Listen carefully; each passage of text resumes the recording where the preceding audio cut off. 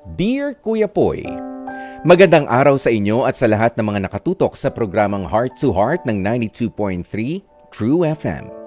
Tawagin niyo na lamang po ako sa pangalang Irene, 34 years old at kasalukuyang may 5 taong karelasyon sa boyfriend kong itago na lamang natin sa pangalang Alan. Sa totoo lang, labis na akong napapagod at nahihirapan sa setup na meron kami ni Alan. Ang problema ko ay ang palaging pagbibitaw ng mga masasakit na salita ni Alan every time na magkakaroon kami ng hindi pagkakasunduan. Grabe lang Kuya Poy, grabe sa pagiging matabil ang dila ng boyfriend ko. Bukod pa dyan, umaabot din kami sa punto na ikinikwento niya pa ito sa kanyang nanay, sa mga katrabaho at maging sa mga kaibigan. Siguro okay lang din sa akin na ikwento niya ang problema namin para makahingi siya ng advice, pero sa bawat pagtatalo namin ay kadikit na ang sumbong nito sa mga taong nakapaligid sa aming dalawa. Kaya ang ending, ang tingin ng iba ay talagang hindi kami maayos o hindi ako okay na partner para kay Alan.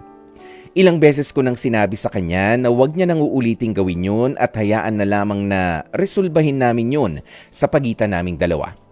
Feeling ko Kuya Poy ay sobrang naipon ng matagal ang bigat na nararamdaman ko ngayon. Plano ko na sanang makipaghiwalay kay Alan kasi hindi rin naman niya ako pinakikinggan. Ayoko rin kasi Kuya Poy na sa lahat ng pagkakataon ay may mga taong gustong makisawsaw sa problema na meron sa amin. Petty man o immature pakinggan pero pakiramdam ko kasi ay hindi na ako secure dahil sa sobrang pagiging transparent naman ni Alan sa lahat ng mga taong nakapaligid sa amin. Umaasa po ako na sana ay mabigyan ninyo ako ng payo sa problemang pinagdaraanan ko ngayon. Maraming salamat sa pagkakataong mapiling itampok ang kwento kong ito kung sakasakali sa inyong programang Heart to Heart. Lubos na gumagalang, Irene. Dear Kuya Poy, At yan, pakinggan nga natin mga kapatid, ang kwentong ibinahagi sa atin ni Irene. Unang-una, hindi ko na pahabain pa ito.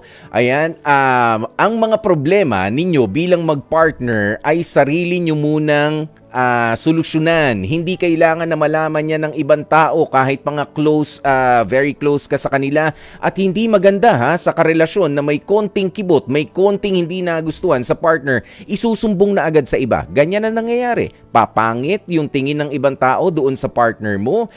Para magpaawa ka, para mamali yung partner mo. May mga bagay na pwede nating ilapit, ihingi ng advice sa ibang mga tao. Pero ang mas maganda, kung ang problema ay doon sa partner mo, ang problema susolusyonan nyo ng partner mo. Hindi dapat sa ibang tao. Kapag hindi kinaya, tsaka tayo lumapit sa ibang mga tao. Pero hindi rin sa lahat ng mga taong nakapaligid sa inyo. Okay? Ganyan yan. May mga problema na sa inyong dalawa lang, kayo ang involved dyan, kayo ang maghanap ng solusyon.